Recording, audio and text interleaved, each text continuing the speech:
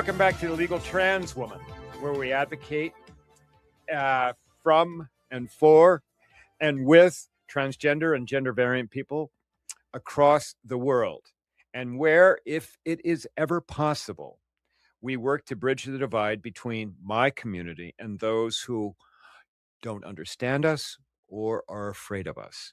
Today's big interview is with Sarah Harry. She is a therapist based in Rogers, Minnesota, a town of 13,500 people, 30 miles from downtown Minneapolis.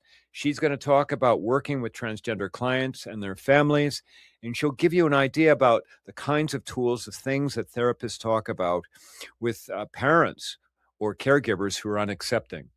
Our news bites include a big controversy over transgender dolls. I can't believe I'm telling you that. And in Random Acts, I'm going to talk about my 5,000-mile Good Hearts road trip coming up that I'm going to embark on tomorrow. Okay, so this time tomorrow, I am going to be close to Bismarck, North Dakota. All good stuff. But, and it's all about informing you about everything related to the trans and gender variant communities. But as always, we're going to start with the big story. And it is, again, out of Texas, okay? And that's because a lot of bad things come out of Texas. You know, if you've been a follower of this show, you know that I often talk about what I'm going to call the incubator states, red states where various anti-trans laws, ordinances, or governmental policies get cooked up, okay, where they're like trying them out, they're launching them. And that thereafter, other red states go on and adopt those things cooked up by the incubator states. So Florida is one such incubator state. I've talked about Florida quite a bit since the show's inception almost 2 years ago. So too is Idaho. That's an incubator, and that's a place I'm going to be at the end of this week. Speaking, I'll be there for 3 days speaking. But by far, the biggest incubator and most consequential anti-trans state is Texas. And you'll recall that 4 years ago, it was Texas via Attorney General Ken Paxton, who is now running for the Senate, that he announced that his office would begin investigating for child abuse any parent of a trans kid, a trans youth, who affirmed their kid's gender identity or allowed the child to transition. Okay, that's Ken Paxton. That's Texas. Well, last week, Texas took another step, another brand new anti-trans initiative that I gravely fear will be replicated across the country. Earlier this year, Ken Paxton targeted Texas Children's Hospital based in Houston. I may be inaccurate about whether it started this year or started last year, but nonetheless, Ken Paxton started going after Texas Children's Hospital, TCH. As I said, based in Houston. It had a gender-affirming care practice until 2023 when the state outlawed gender-affirming care. But apparently, at least somebody believed within the TCH organization that they were continuing to engage in gender-affirming care practices. Now, and also I need to remind you, gender-affirming care is puberty blockers to keep trans girls from getting this voice or a beard, or trans boys from getting their periods. Okay, that's what gender-affirming care is for trans youth. Okay, I'm assuming that TCH stopped providing gender-affirming care in conformity with Texas law, but apparently there was a whistleblower of some type who claimed that TCH was continuing to violate Texas laws, that it was still providing gender-affirming care to some group of people, okay, some group of humans. That whistleblower, okay, was a nurse named Vanessa Savage, who didn't even work in their gender-affirming clinic, but apparently thinks that she knew what was going on, okay? So she blew the whistle. There was also a doctor who said that they continued to engage in gender-affirming care. And by the way, it may have been that they just after the child turned 18, they continued to see the child and provide gender-affirming care because that's the way that it works. You get a doctor, once you turn 18, you don't like go get a new doctor, you just stick with that doctor. Now, with that background, okay, TCH agreed to settle with, and this lawsuit was the state of Texas, the Department of Justice, this nurse who got fired because she got fired from the hospital because she conveyed allegedly private patient information. This lawsuit got settled, okay? Now, it got settled earlier this summer, but it got settled, and at the time that the settlement was, they're like, okay, we agree that we settled, but then you have to come up with the settlement papers. At the time they settled, in May, TCH issued a public statement about the settlement. And in that statement, it said, over the last 3 years, we have cooperated fully with the Texas Attorney General and the Department of Justice, navigating an unconscionable campaign of mistruths and mischaracterizations related to gender-affirming care. We produced over 5 million documents, conducted multiple internal, external investigations. Today, we made the difficult decision to settle with the Texas Attorney General and the Department of Justice, closing a chapter that has been wrought with falsehoods and distractions. To be clear, we are settling to protect our resources from endless and costly litigation. This settlement will allow us to redirect those precious resources to focus on the life-saving care and groundbreaking discoveries of our exceptional clinicians and scientists. That was the statement. Put a pin in that statement. That came out in May when TCH says, okay, we're going to settle this lawsuit, okay? On August 5th, that lawsuit got filed. They filed a 27-page settlement document, which is the way lawsuits work, okay? You sue, you come to some kind of a settlement, you have a settlement document like a contract, okay? And because I'm a lawyer, I downloaded the document and I went through it and I read it. And let me just tell you, this document, okay, this incubator, blueprint for other red states, this is what this settlement includes. First of all, TCH is going to pay out $8.5 million to the state of Texas. Out of that, this Vanessa Savage will get $1.7 million, okay, because she got fired. Secondly, the agreement bans TCH from providing any kind of gender-affirming care to both children and adults. This prohibition is expansive and even includes TCH from making a referral to some out-of-state provider that will provide gender-affirming care. So you come in, your child is suffering from grave gender-affirming, gender dysphoria, is suicidal, has attempted suicide. TCH can't even make the referrals so that your kid gets the help that they need. Thirdly, the settlement creates two kinds of lists, two lists of children and adults who have received gender-affirming care or who have received a diagnosis of gender dysphoria. And these lists have to be maintained for 10 years. What are they going to do with the list?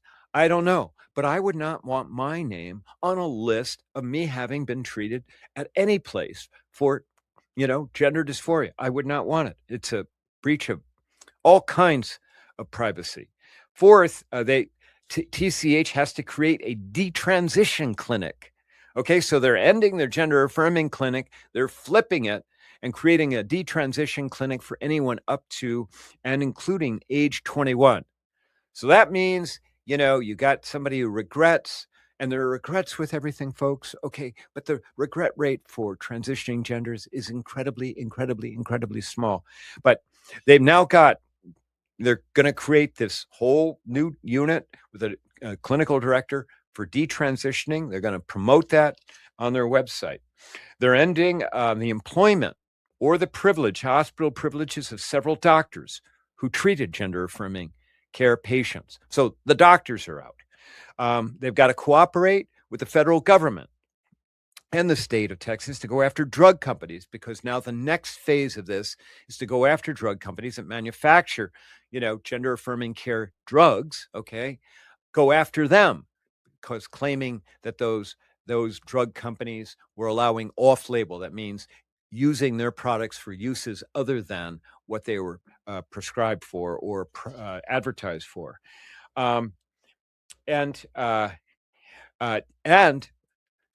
settlement's so draconian that they're forcing the hospital to retract the public statement about why they settled. Remember that statement I said to put a pin in? They're forcing them to retract that statement and to say that, yeah, they wanted to have this settlement. It's just unbelievable. Okay. So I'm watching my time here. This is a draconian kind of settlement, forcing a healthcare provider to do things that are not in the best interests of humans, of patients. Remember the old saying, do no harm for doctors? This is doing harm. I'm just letting you know that. It is. And this will act to suppress gender-affirming care across the country because all the other hospitals are going to see what's happening. They are. Certainly, this is going to show up in red states, but I also anticipate it's going to show up in blue states. And that back door is going to be the drug thing with the drug makers. I'm just going to tell you, not good. I know you keep hearing from me, not good. But I have to give you the honest thing. You need to understand. Okay, we're going to take a break. When we come back, we've got the big interview with Sarah Harry, a therapist in Rogers, Minnesota, who's going to talk to you about how she helps bring people along who might be unaccepting or not understanding about trans people. We'll be back in a sec.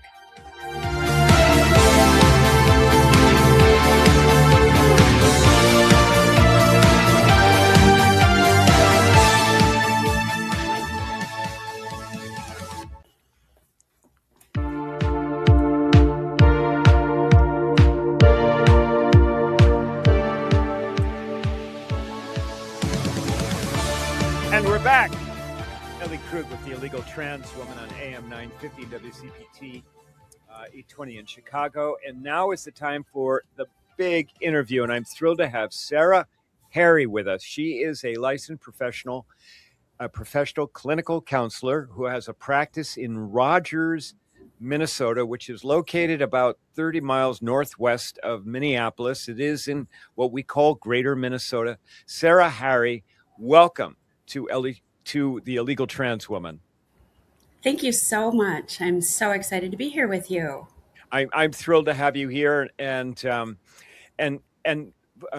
background listeners, I was out at a Pride Festival out in Monticello, Minnesota, that I talked about 3 or 4 shows ago, and Sarah was there with a booth. And she was very clearly somebody supporting the LGBTQ plus, particularly the trans community. And I asked her to be on the show because I thought it would be fascinating. So, Sarah, tell us a little bit about your practice and tell us how did you get to Rogers, Minnesota to have a practice? Right. So I lived in Rogers as an adult for about 9 years before I moved back to kind of my home roots, which is in the Maple Grove area. Okay. So that gets me in Rogers. It's really kind of what I knew and what I do know. My private practice started about 8 years ago, and I've been there ever since. Okay. All right. Well, that's great. And when you and I had talked, you had said that a large amount of your clientele is LGBTQ plus. Particularly, you said something along the lines that maybe half your practice is trans related or trans identifying people.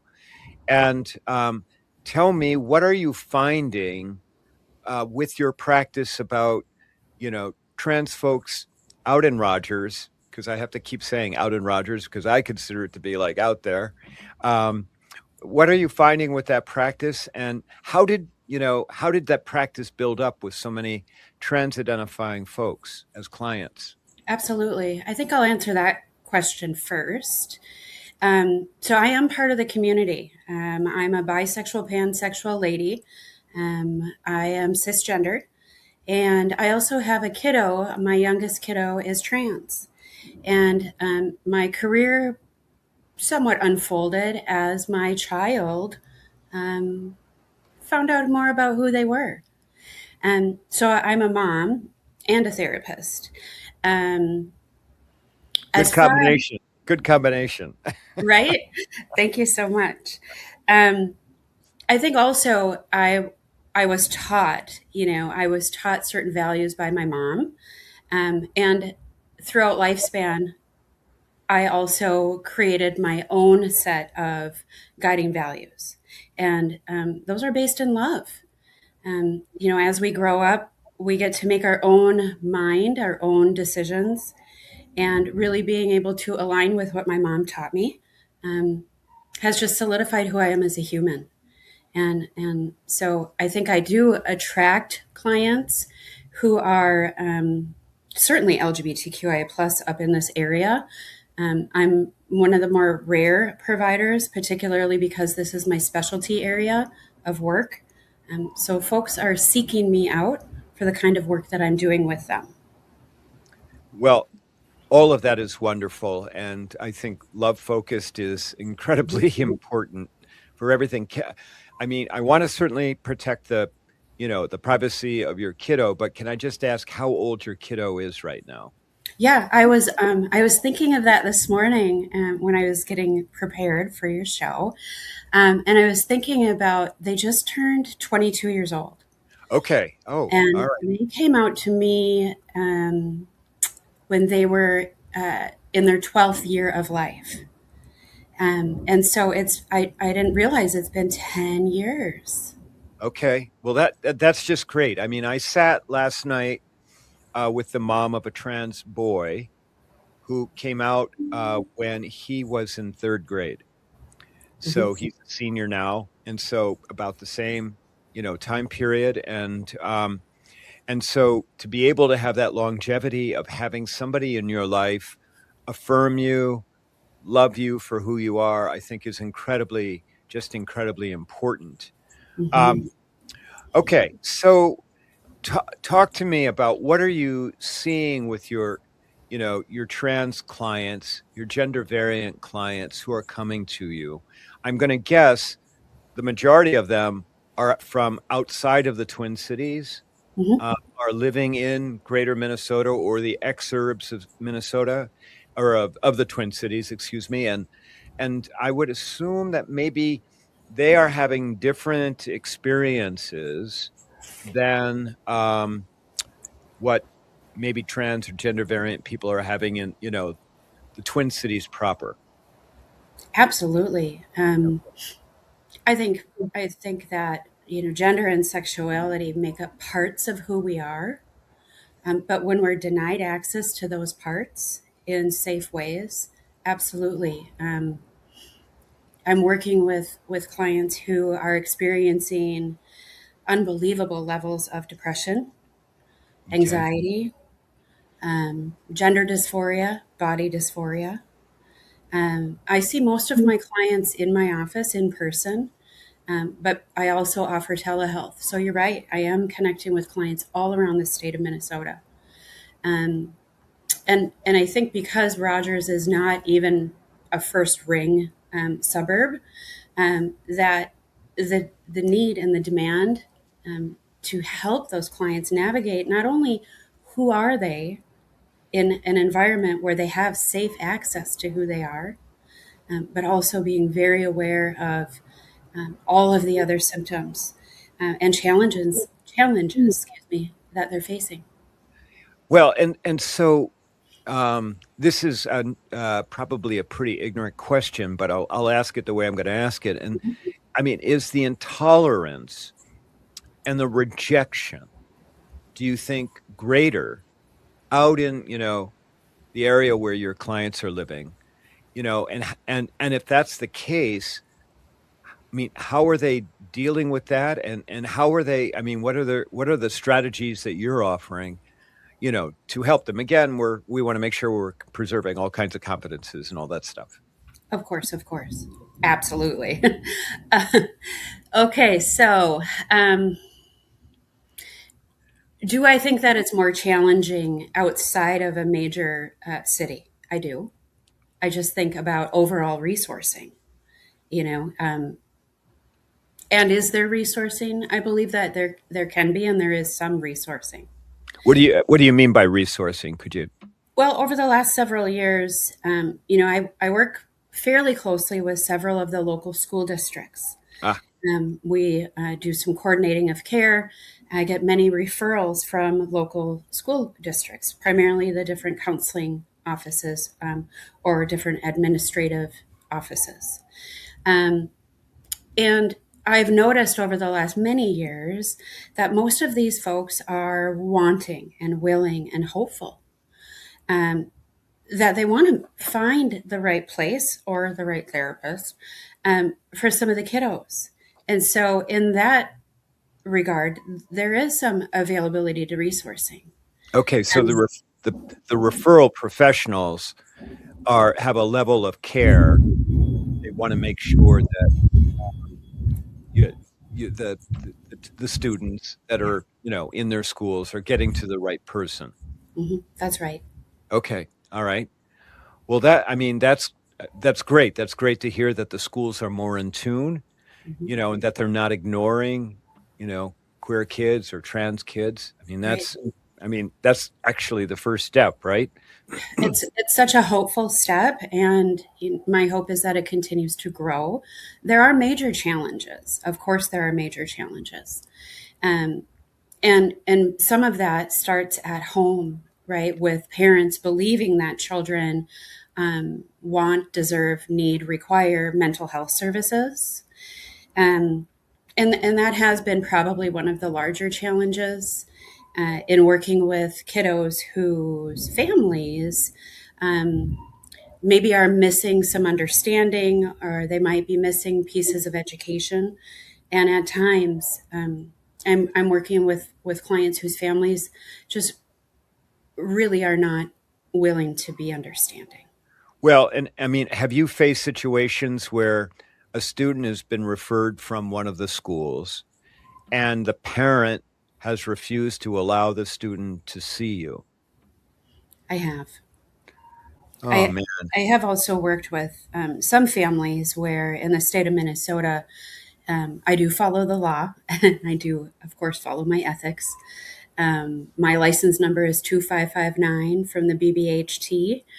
Um, so, in the state of Minnesota, if I'm working with a kiddo whose parents are divorced, I am required to obtain informed consent from both parents. And what I have run into in the past is that one parent will willingly and happily give consent, and the other one might have some hurdles that they need to or want to address. So that in that sense, there have been some barriers um, to providing care. And with when that happens, my hope is that um, that parent might be willing to see past some of the barriers that they're experiencing. The hope is to provide care and to provide exceptional care. Right. Absolutely. Absolutely. Well, one of the things that attracted to me to having you on the show is that when I talked to you and saw you at the Pride Festival in Monticello, you had a card and it kind of lists out this program that you've created, a 6-week program for parents and caregivers of LGBTQIA plus children of all ages. And it's a program essentially about, if I can characterize it correctly, getting the parents to understand about the young human that they're, is in their care, that they love. And how long is that? Do you have a name for that program? Is it just a caregivers program? Yeah, it's one of the groups that I created and I facilitate. Um, Thanks for that inspiration. I haven't come up with a catchy phrase for that group, but it literally is a group that I've designed for parents and caregivers.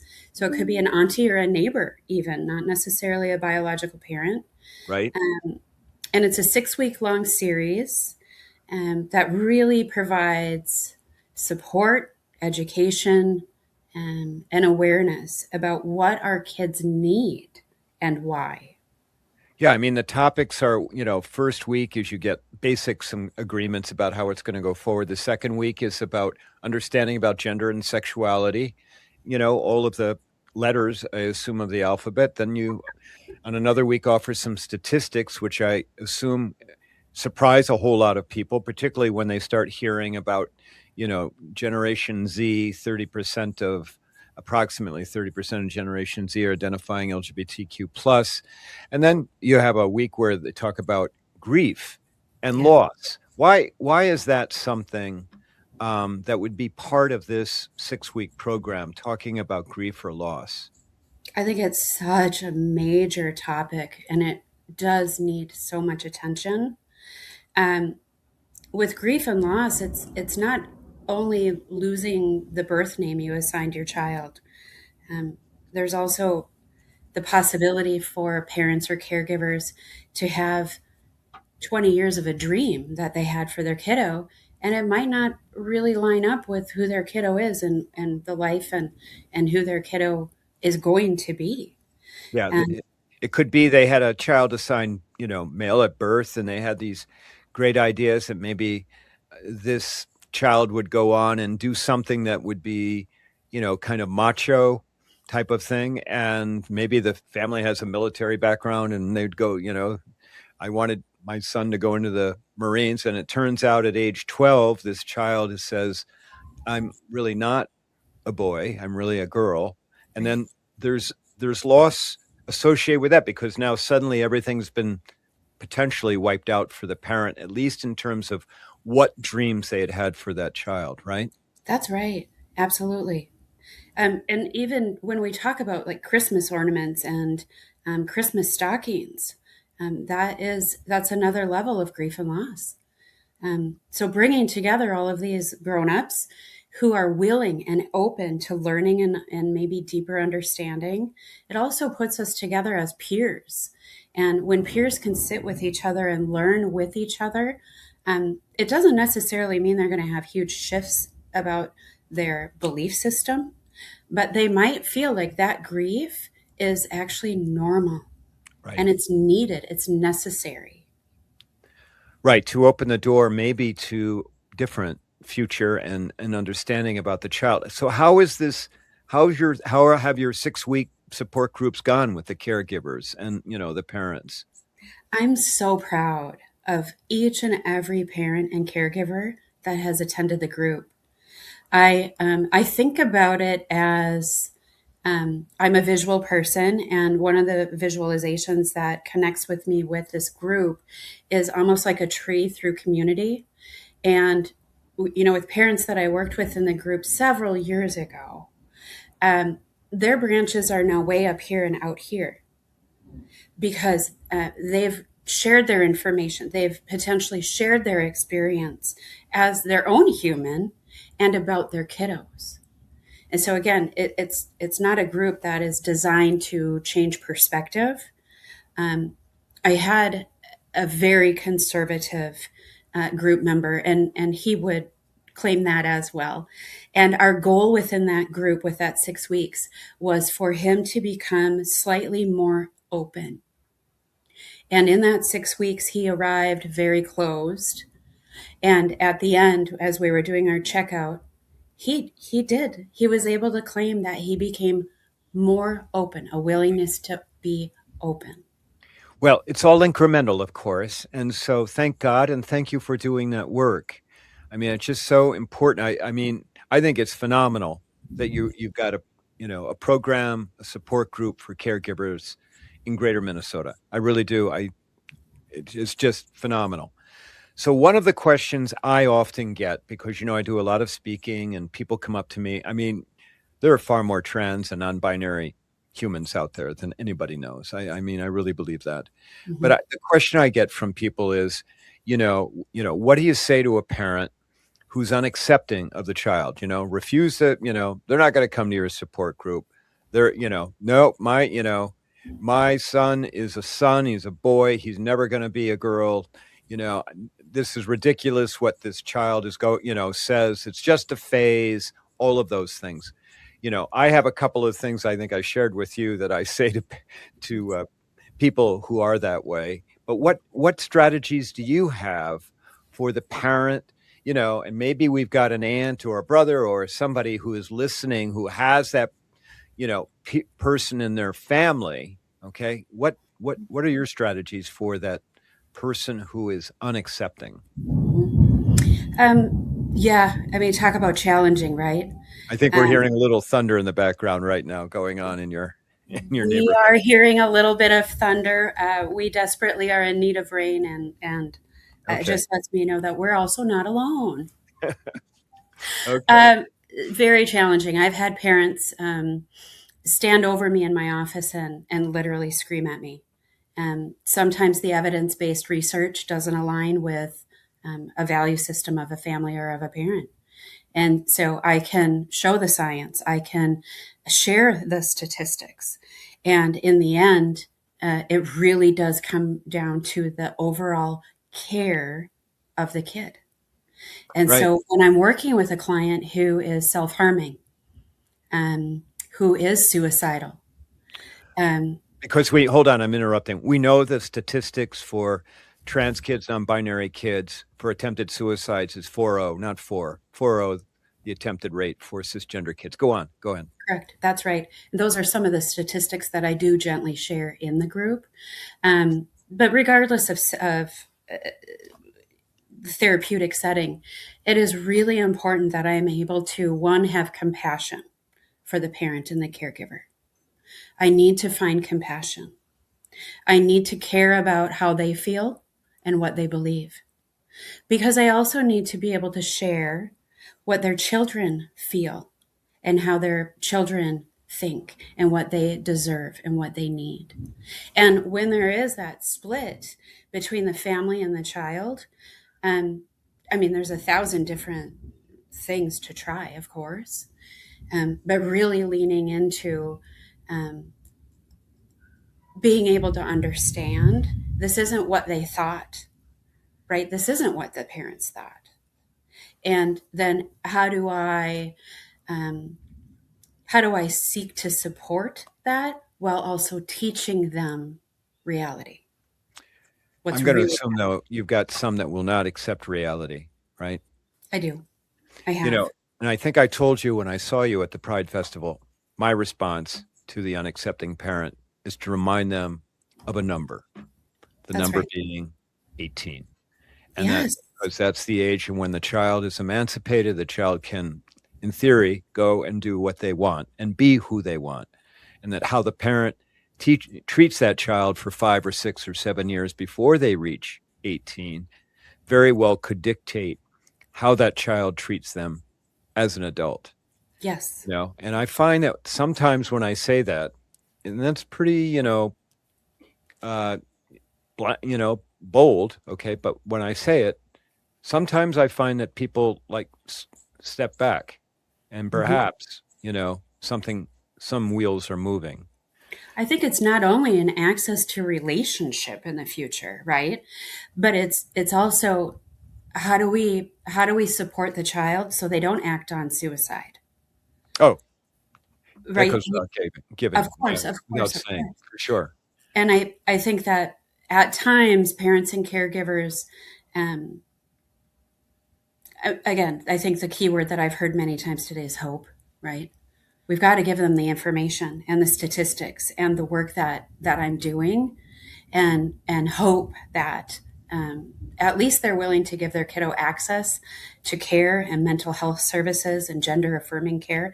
And if they're not, it is literally, how do we work with the kiddo? How do we work with the kiddo? Right. Well, we can remind the kiddo, about 18 and hold on, Yeah. Listen, I've got to go, okay, because this has been a lovely interview and I've really appreciated Sarah, you have given my listeners a lot of information, so I'm very grateful for that. Listeners, you can check out Sarah Harry. She's got a website that is Sarah at courageandgracecounseling.com. Do I have that right? That was my email. The website is courageandgracecounseling.com. Great. Thank you. Okay. Thank you for that clarification. Sarah Harry, thanks so very much for being on The Illegal Trans Woman. I wish you the best, and thank you for the work that you are doing so incredibly critical. Thank you so much. Thank you for this. I really appreciate it. You're welcome. Okay, listeners, we're going to take a break. When we come back with news bites, I've got 2 of them. We might only get to 1 of them. Listen to me, Ellie Krug, on the Illegal Trans Woman.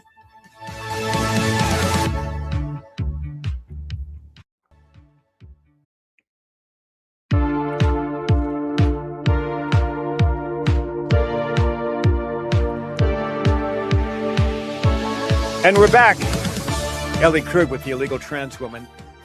Sarah Harry, wonderful, wonderful resource. Thank God she's doing the work that she's doing. Check out Courage and Grace Counseling. Okay, just Google that, Courage and Grace Counseling, Rogers, Minnesota. And if you're listening to me and you've got a kiddo that needs some help, or you need some help understanding, reach out to her, because remember, she does telehealth.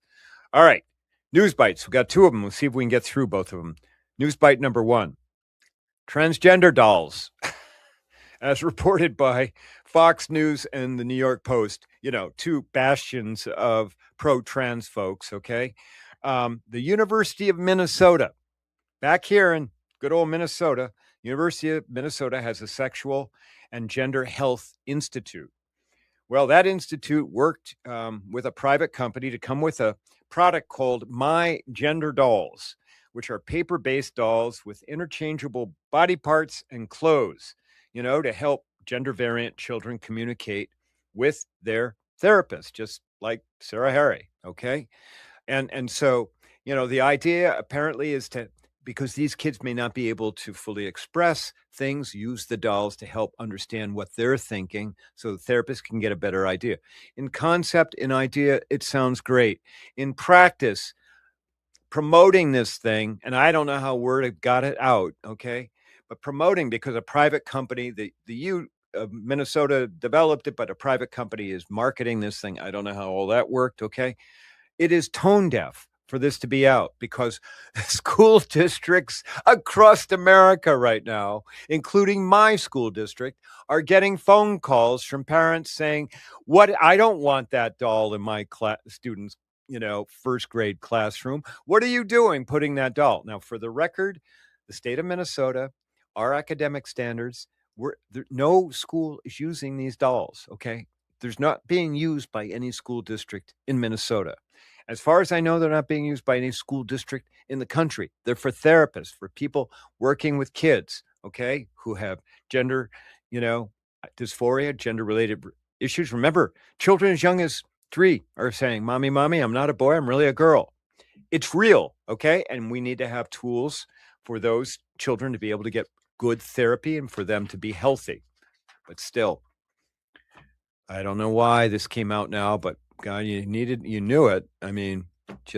Come on, U of M, you knew. You had to know, okay?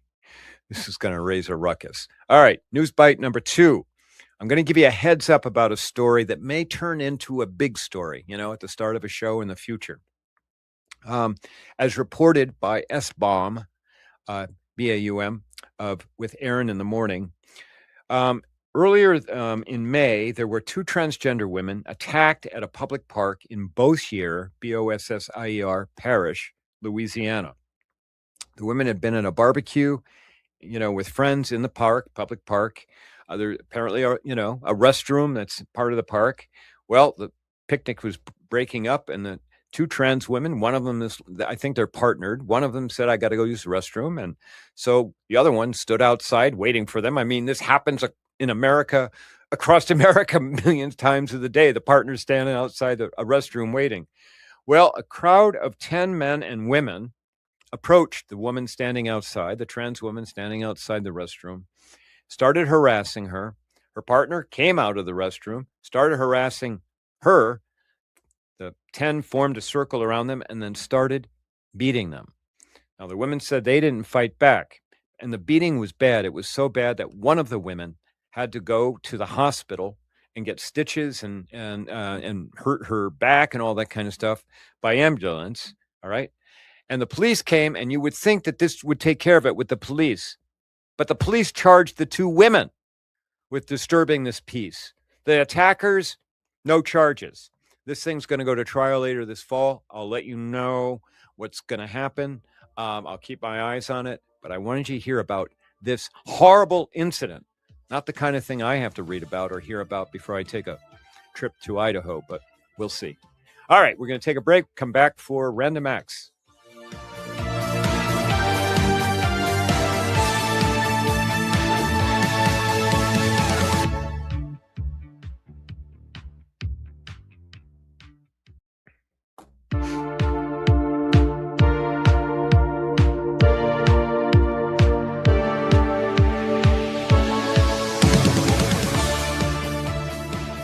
And we're back. Ellie Krug, the illegal trans woman, Random Acts. Now, at this point, many of you may be pretty sick about hearing about this Good Hearts road trip that I'm going to take tomorrow. Okay, 5,000 miles. It's going to have me going through, a lot of different states, but it's going to have me speaking in Idaho for 3 days at 2 churches and a human rights center, and then speaking in Sonoma County, California.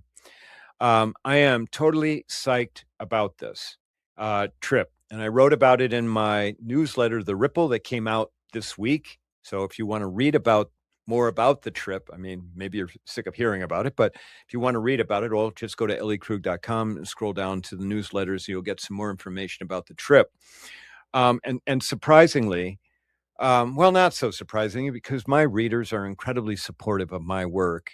I got multiple readers donating to my small nonprofit, Human Ripple Works, Inc., to help defray the cost for this trip, because they're going to pay me. The board is going to, they approve everything. They're going to pay me a small stipend for the speaking, and they'll pick up some of the cost, not even the majority of the cost of this trip, but they'll pick up some of it. And so people wanted to contribute, and because they know Ellie Krug is trying to change the world, make it a better place. And so I'm just really, really, grateful for that. And the numbers are coming in, and they're pretty great. I mean, the place out in Sonoma, it's looking like we might have 60 people, give or take. The place, one of the Human Rights Center in Boise, I'm going to speak in the morning. We got 30 plus people coming to Gray Area Thinking, my inclusivity workshop. And in the evening, I'm going to do my talk, Gleaning Authenticity from a Moment of Truth. We got like 55 people signed up, registered for that. That was like 10 days out. And so this is good. This is good, because my goal is to stand in front of people and normalize what it means to be transgender. I mean, the voice doesn't match the appearance, whatever. I make some fun of it, whatever. But in the end, I think that they understand. I just want the same things out of life that they want. That's all. And so that's the goal, particularly in Idaho, where transgender people are super marginalized, where the government is coming after them. You heard the story 2 weeks ago about May Pollard, that 16-year-old who took her life, and Sarah Harry just talked about the attempted suicide and the suicide rate of our trans people. So my goal is to go and be there. And for the trans and non-binary folks, gender variant people there, for me to be somewhat of a model and just, let them know I care about them. And that brings me to the last point of my Random Acts, and that is this. I know you get a lot of bad news from me. Okay, I'm not like coming and celebrating a whole lot of things with you. And part of that is about my disposition, about being a trial lawyer, always trying to anticipate, things around the horizon so that I can prepare for them. Part of them is the reality of what's going on in America right now. But this is what I want you to hear, okay? My gender variant, my trans people or allies listening to my voice right now. Listen to this, and you've heard it before, but I'm going to remind you. Number 1, you have the right to be you. Number 2, you have value. Number 3, you are worthy. You have the right to go through this world as who you truly are, and don't let anybody tell you otherwise. I care about you. Big thanks to my producer, Brett Johnson. I'll let you know about how the trip goes when I get back. Okay. In the meantime, you're going to miss next week. It's going to be a do-over show, but I'm going to try and do a show on the road the following week. Okay. So we'll see if we get that done. All right. In the meantime, between now and when you hear my voice next, okay, Go out and do something good for someone else as well as for yourself. Ellie Krug, legal trans woman, over and out.